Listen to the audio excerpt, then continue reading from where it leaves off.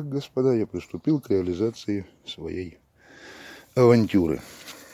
Положил я коробку, ну тогда она была в тот момент разобрана, без валов, без подшипников, на лист металла, взял маркер и аккуратненько обрисовал внешние контуры коробки, ну и на всякий случай вырисовал все отверстия, чтобы более-менее видеть, что, где, чего и как оно будет, понимая, что по тем рисуночкам, которые я сделал на металле, обвел круги, искать центра, это, конечно, величайшая глупость. Ошибемся на миллиметр в большую сторону, будет быстро съедать шестеренки, ошибемся в меньшую, тупо не сможем собрать коробку, либо же не будут включаться передачи. После чего я взял болгарку и вырезал вот такой вот деталь, которая замечательно ложилась на коробочку. Это наша одна щека. Ну, боковина, называйте как хотите. Вот. Дальше я решил, как я вам говорил, из более толстого металла, который мне подарил дружбан, сделать вторую щеку. Но когда я положил на тот лист металла свою заготовку, оказалось, визуально стало видно, что у меня выйдет из того металла две щеки, что я и сделал.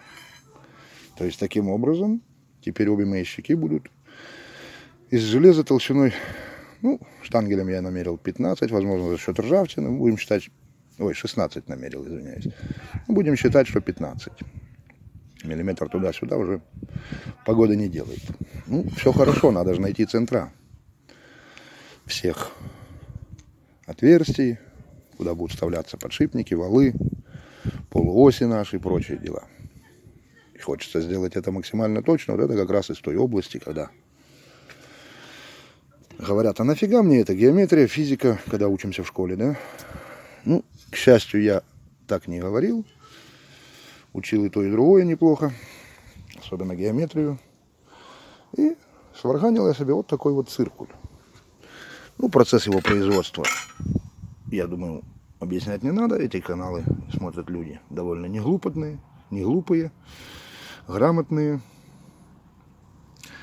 имеющие пространственное мышление. Единственное, скажу, что на концах я здесь приварил дюбеля. Дюбеля, которыми прибивают металл к бетону при помощи монтажного пистолета и патронов. Монтажных патронов, естественно.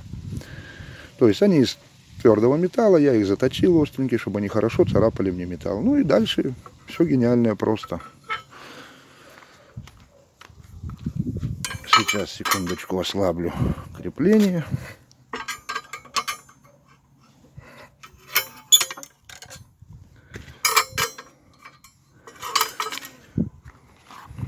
Находим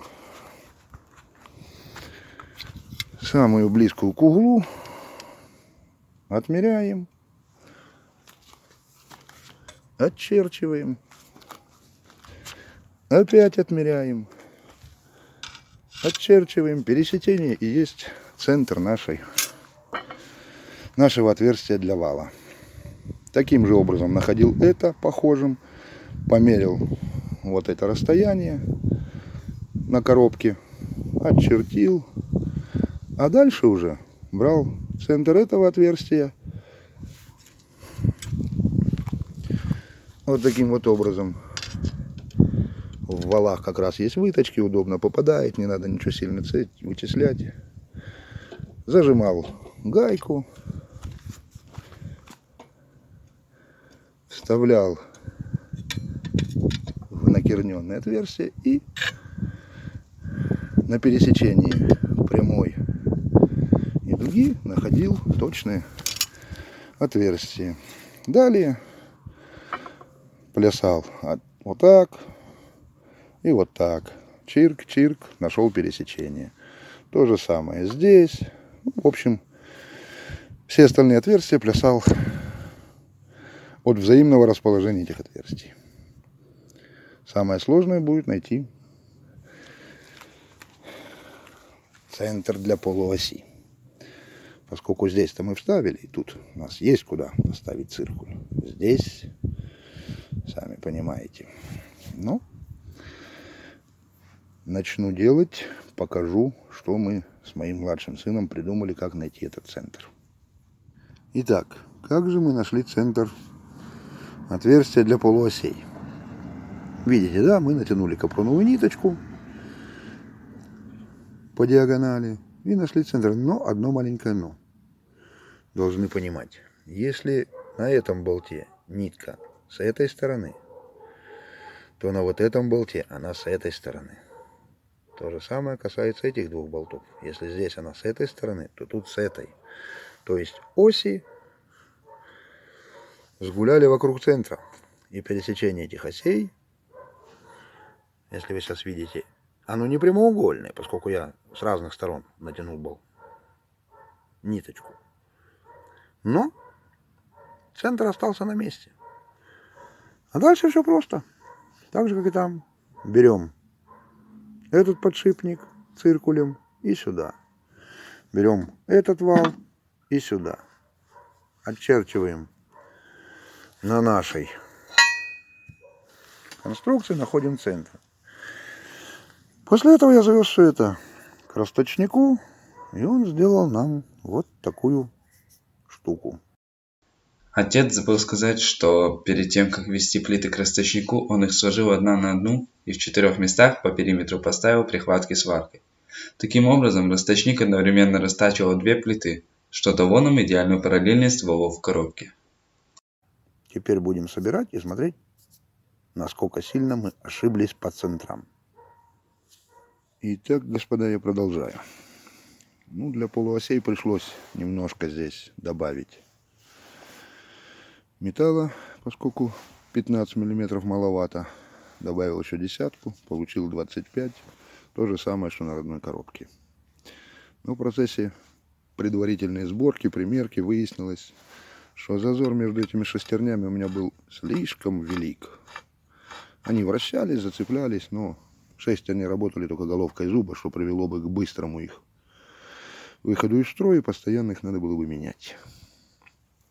Что я придумал? Очередную авантюру. По центру между осями шестерен отчертил линию и разрезал обе плиты. Чтобы рез был одинаковым и точным, 2 плиты я собрал на 3 подшипника таким образом, как здесь. То есть подшипник сидит посередке между 2 плитами. Таким образом центрует плиты. Прорезал. Здесь, естественно, пришлось тоже разрезать, чтобы металл мог гнуться. Стянул, взял на прихватки. И, как видите, сейчас у меня зацепление просто суперское. Ну что ж, продолжим дальше варить и собирать. Ну и вот, мужики, наша коробка начинает приобретать вид. Вот таким образом мы ее собрали, этих 2 щеки. Поставили сюда наши все заготовочки. И теперь буду потихонечку все это дело зашивать при помощи сварки.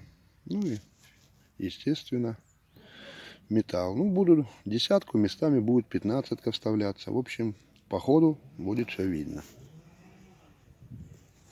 Зазорчики меня устраивают. Скажу честно, никакими там специальными средствами не измерял. На глаз зубья заходят хорошо. Запасик есть, зазорчик небольшой. При нагреве не заклинит. Ну и не будет быстро изнашиваться. Ну вот, друзья, собрал я на прихватке корпус. И теперь он уже выглядит у нас вот таким образом. Здесь у нас будет крышка переключения передач. Здесь у нас будет цепляться фреза. Вот таким образом это все выглядит сзади. Здесь я положил целую полосу, вырезал. Просто делал надрезы и изгибал по мере прихваток все это дело. Получилась такая вот бочка.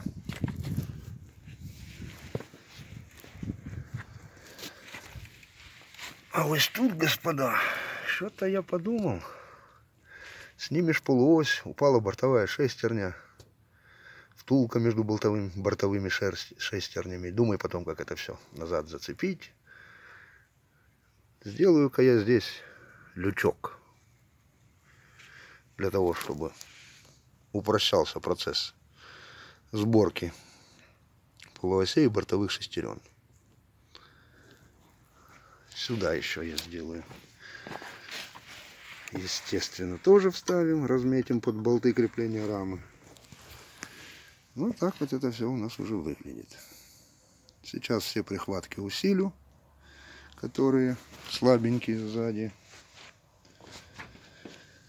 И буду разбирать коробку, чтобы проварить все изнутри. Ну, дальше будет. Кому интересно, чем все закончится, подписывайтесь, ставьте лайки, дизлайки, кому не понравилось, комментируйте.